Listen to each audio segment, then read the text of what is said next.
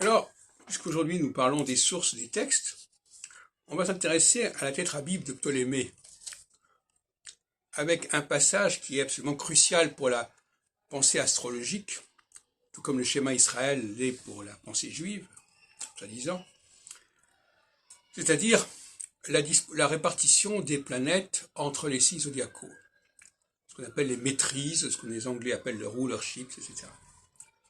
Et j'ai montré, alors là aussi le problème, qu'est-ce que c'est que la démonstration? Pour beaucoup de gens, les gens, ça leur passe par-dessus la tête. Une démonstration, ça les déborde, ça, c'est pas possible. Il faut que le document soit là. S'il n'est pas là, on ne peut pas démontrer quoi que ce soit. Et on peut montrer, mais on ne peut pas démontrer. Et donc, je voudrais montrer qu'on a ajouté le soleil. C'est un contresens majeur d'avoir ajouté le soleil, d'avoir accordé au soleil un domicile, qui est le soleil, le signe du lion, par exemple, et une exaltation, qui est le signe du taureau, etc. Pourquoi? Parce que le soleil, justement, il vient compléter les 6 planètes. Lune, Saturne, Mercure, Vénus, Mars, Jupiter. Compléter dans le sens où c'est un curseur.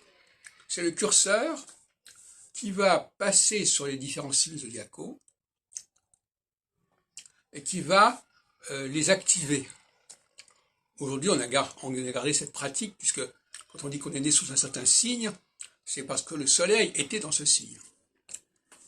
Et donc, la tradition astrologique a été corrompue par l'intégration du soleil dans le dispositif des domiciles des planètes, mais aussi parce qu'elle a perdu le sens de la complémentarité.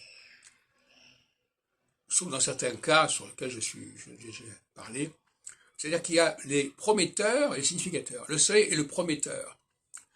Le significateur, c'est chaque signe est un significateur qui va être activé par le prometteur quand il va se trouver en contact avec ce significateur.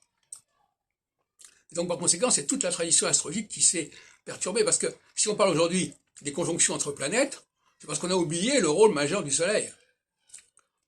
On a oublié le rôle majeur, pour moi Saturne et le Soleil, c'est un rapport.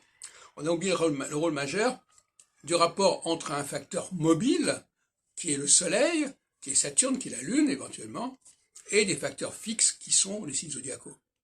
Et c'est cette dialectique entre les deux qui est importante en astrologie.